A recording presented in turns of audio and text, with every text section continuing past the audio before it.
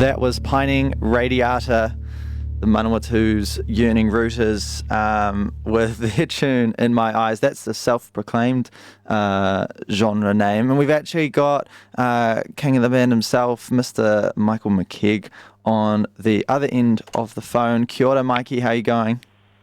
Good morning, C. How are you? Yeah, so good, so good. How could I help you with your inquiry today? So, Pining Radiata and Khaki Department have been on tour for the last 2 weekends. Played here in Palmy at this tummy with spotlights from over in the States. Then headed up to Auckland for a show at 605 Morningside, which ended up just being just Palmy bands, just Khaki and Pining, no local support due to sickness. Do you want to talk us through that first leg of the tour, how that went? Yeah, it was nice to start in Palmy just as kind of a comfortable spot, obviously our hometowns and everything, so it's always fun to play in Palmy. And I've actually never played in Palmy with a international band. I remember growing up, lots of international bands kind of coming through and always a local band opening, so nice to be on the other end of that and be the ones opening for international bands who are excellent. But just a classic Palmy show for us. Great turnout though. That was awesome. And then super early start the following morning, driving up to Tamaki to go to 605 Morningside, which neither Khaki or Pining had played that venue before, but we'd heard really good things about it. So they're kind of driving into the unknown there, but it ended up being a super cool show, really tight, small, intimate space. But that was fun. That was an awesome show. Great turnout. We sold our leaves and would more than happily play there again. Such a great venue and a really nice visit to Auckland for all of us, I think. There was some real rock star action from Pining Radiata. 2 litres of Gordon's gin and quite a few new unplayed songs made an appearance. Do you want to talk us through, like, you put out the Skin EP in what was it, September? And you've already basically written a new EP's worth of material because you just can't sit still. Do you want to just talk us through that? Yeah, so this whole tour was really a road test to just test out these 4 or 5 new ones that we've got going at the moment. That we kind of cooked these up while Josh was away in Europe, and then when he came back, we just taught him the new ones for a couple of days, and we've been kind of road testing those new ones, which we've enjoyed playing. We want to keep the ball rolling. We don't just want to sit on that EP for ages, because if you don't just take action and keep working and keep making the music, like, as soon as it's coming to you, then it just kind of gets stagnant and kind of like falls by the wayside. So we're trying to organise to have that stuff recorded early next year and basically just road testing those songs to see, what we like and don't like about them. And we've definitely had a good, kind of debrief about what parts of those songs will stay and what we need to change. So we're kind of heading into the new year with a bit of material up our sleeve that we can hopefully, finesse a bit further and get that turned around quickly as well. Yeah. Sick. I think the real anthem or slogan of the tour from Pining Radiata, from one of your new songs, is I was so confused. That new one is an absolute banger. It's really stuck in my head. And Amos Anon, that some of you may know, he's probably bloody listening. He's always listening.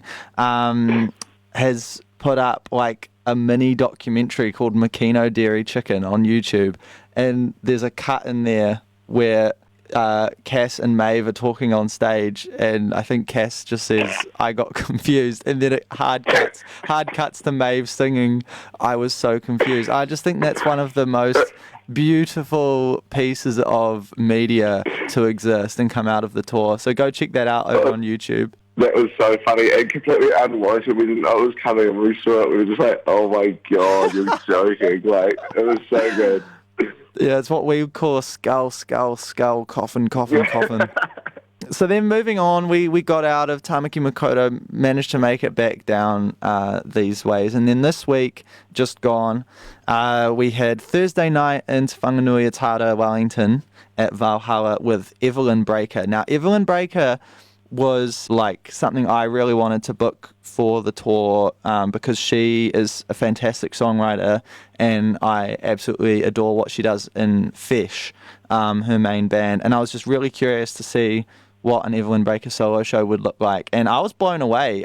What did you take away from that show? Me too. I was also blown away. And I don't think any of us really knew what we were getting when we got her on the bill, but I think it was a lot more than what we bargained for. It was like definitely an eye-opening way of how to kind of include electronic elements with acoustic guitar. And I've never seen that done before or quite finessed to the level she had at double tracking vocals and acoustic, like lots of things that are far, beyond me. They go over my head. I don't even get it, how they work, but like she just fully nailed it. And it was almost like we were back at Camp Aloha walking into a kind of area or a scene and just stumbling across a band that you never heard and then just walking away being blown away. It was like that sensation all over again with this year at Valhalla. So really excited to see what she does next year and the release.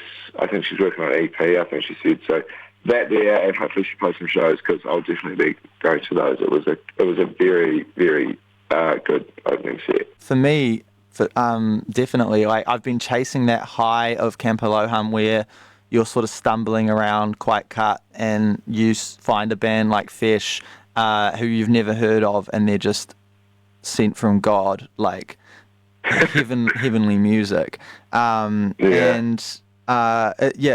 Obviously Evelyn Breaker in Fish, it was quite sick that she managed to pull that off twice in 1 year for me, like across two different projects, just completely blow my mind. So shout out to Evelyn Breaker. We definitely will be spinning lots of that on the radio. But we were quite well behaved on that Thursday night show because we had to be getting on an aeroplane the next day down to Ototahi, Christchurch.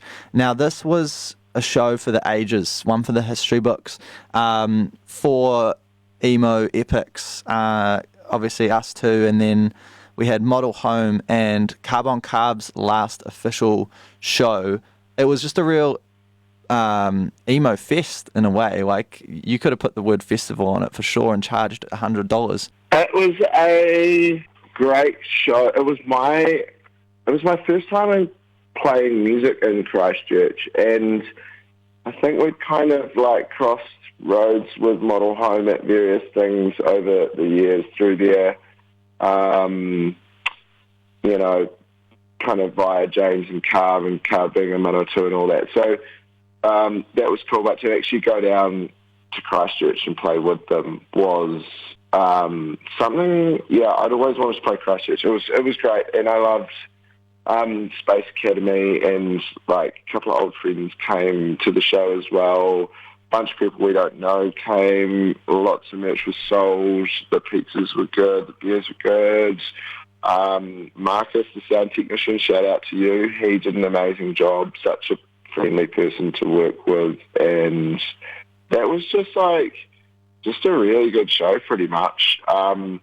Thank you, Model Home, for vacating your house to allow 9 people to sleep in it. That was really generous, which you didn't need to do, but you did. There wasn't a lot. There wasn't a lot of sleeping going on in that house.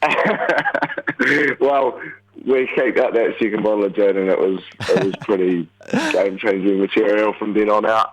Yeah, I will be most certainly going back to Christchurch. I thoroughly enjoyed that, and great to see it was almost like a big Palmy, but not Auckland, but it had all the trees that Palmy's missing, so it was like, I don't know, it just felt really good there. It was just Palmy with like 100 more traffic lights. But yeah, seeing Carb on Carb play their last kind of official show was quite like sentimental for a lot of us, I think. Like they played my favourite Carb song, Zuri Gaffney, and I was stoked on that. But also, like, I was reflecting on how, like, Carb was the first thing that got me involved in the music scene before I even did music. They booked me to do some poetry. I think Cass said something similar on stage about Carb being, like, one of the first shows they saw in Palmy that really, like, moved them and affected them. And yeah, I think, and obviously for Shannon as well, has a deep connection to Carb on Carb. So it was really, like, quite full circle for the tour to play with Carb at their final show, kind of just as we're beginning as bands. It's quite cool. Yeah, I think they've done a lot for pretty much all 9 of those people, Khaki and Pining, that were down there. Oh, and also Model Home, but like, yeah, I think they've been doing this shit for like 10 years across multiple different parts of the country and Australia. So they've had their fingers in a lot of pies and just been able to work with and assist and help a lot of us. Yeah, they were really good to us this year. So nice to be playing shows with them outside of Manawatu as well. So yeah, no, that was really, really cool. For sure. The final show, it ended up being a bit of a saga, the final leg of the tour. But we went down to Otapoti, Dunedin, and played at the incredible venue Yours Otapoti, which we can't speak highly enough of. Those guys are absolutely killing it. It's kind of like the building has the vibe of like a Lemony Snicket orphanage, like sort of 4 floors of wonkiness, and like a load of beds in a corner. And they're just letting musicians crash there, feed you a meal, and let you play your stupid music. It was such a sick venue. And then we were supported by locals, Uno Juno, who absolutely smashed it. They were like outrageously like technical and gnarly at the same time. So keep an eye out for those young guns. What are your thoughts on Otapoti? Love the place. I've always wanted. Yeah, I loved spending time there. I always want to spend more time there. So to do music down there was awesome. Yours is a fantastic venue with a great co-papa, and they are just incredibly generous. Shout out to Dylan there for. We didn't even know we were going to have a sound tech. We thought we were doing it ourselves, and then Dylan just showed up and he was like, I'm doing sound, and we were like, that's actually amazing. And then further to that, they had like 3 people in the kitchen, and they made us dinner for 9 people, and we sat around a giant circle table in the second or third story of this heritage building in Dunedin, around the bay window on Moray Place, like overlooking town, and like it's student graduation night, and there's like the place is just buzzing. It's stunning weather. We were blessed this whole tour with the weather, I might add that. And yeah, Dunedin was just, it was so good. Uno Juno, again, almost like, you know, blowing my mind the same way that Evelyn Breaker did. Like, they were just such a great band, great live performers, stage presence, the look, they were the whole thing for me. They were just such a good band. And yeah, what more can I say? Such a great venue. Everybody was awesome. Yeah, shout out to Carousel Bar for Carousel. They were super friendly. It felt so good. But yeah, shout out to Carousel Bar. I also crawled up the stairs like a dog or an animal, and they still let me in. So shout out. That was just Michael McKeag on all fours coming up a staircase, and directly, like, the stairs opened out directly to the bar. So the bartenders are like making gin and tonics for me, and then they just look over my shoulder and see this dude on all fours just like sprinting at them up the staircase, followed by the full stallion Joshua Finnegan. It was unbelievable that they didn't kick you out for that. 100%. I should have been let in. That was fantastic that they let me stay. Yeah, also shout out to that kebab shop we went to. That was fun. Yeah, that was fun, wasn't it? Yeah, we won't talk about that. Okay, we made it to the end of the tour, and then we had the scariest flight of all time on the way home. Trying to land in Wellington in 100-kilometre winds. Pilot nearly crashed the plane. It felt like we were going to die. People were vomiting left, right, and centre. we ended up in Christchurch for 2 more days, and on a spontaneous holiday. Yeah, that was the worst 2 minutes I've ever felt. That was the scariest flight I've ever been on by a long shot, and I do not. I'm actually surprised they even took off. Like, that was fucking grim. That was super. Like, if I thought Shannon died in her seat, it was so gnarly. So the dude turned back, and like that was pretty devastating because I just wanted to be off that plane pretty much. Like, it was a real. You could have put me anywhere, and I would have been stoked. I just didn't want to be on that plane. It was a real like. Somehow you've not died on this tour, so we're gonna finish you off at the very end. Literally. And anyway, it was kind of a blessing in disguise. We went back to Christchurch. Jet Star put us up in a hotel. It was the first like easy bed we've all slept in a long time. Great shower, great bed. Thank you, Lilo Hotel, Airport Hotel in Christchurch. You guys are great. And the following day, absolute pearler of a day, no wind. Wait, I just remembered. We went to Little India that night. Oh, do we give Little India? Shout out to Little India in Christchurch near the airport. Shout out Little India, because I forgot to give you a Google review. You guys were also fantastic. We just like sat outside your premises drinking your entire beer fridge in like a gale force storm. So that was really fun. Yeah, so we pulled up in Christchurch again after our flight rerouted back to Christchurch. By the time we'd got all the ACOM and stuff sorted, it's like 9:45. Everywhere's shut. This Little India joint is still open for another 15 minutes, but they're basically closed. And 9 sad, malnourished humans pull up and just beg for a meal and some beer. And they basically pulled through so big for the boys, like made everyone a curry, let us all buy like 5 beers each, and then just let us basically have a lock-in but outside. Unreal. Real hospitality on this tour. And yes, following that hospitality, Rachel from Model Home the following day in Christchurch, she woke up and it was a really sick day, and Rachel took us out to this, like, the most stunning... Honestly, like, I hate swimming. I just don't enjoy it. And even really, you got your belly button out. I got my belly button out, bro. Like, it was so... The swimming spot was so dialed that I revealed myself to the public. Yeah. I don't know if we'd be allowed back in Littleton after we kind of took over their whole beach, but it was choice. Any We're final... So loud, eh? We're so loud as a group, my God. Yeah. My, like, secondhand embarrassment was hitting quite hard. Any final kind of comments before?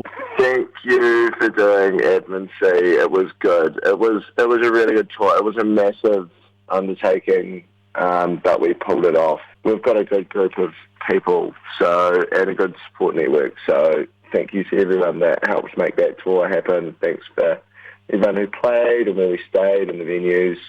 Can't thank you guys enough, and look forward to doing all that again, hopefully next year. Maybe with a few less people, but we're gonna do. We're not. Yeah, we're gonna kick some people out of the bands after this. Watch your back. Watch out for those letters in the mail from GTKB Industries. Yeah. Okay. That was a good recap. I visualized the whole tour in my head, and it was only slightly less traumatic than the actual tour. Kia ora to Mikey and Pining Radiata for coming on this morning and having a yarn. Khaki te. The voluntary human extinction movement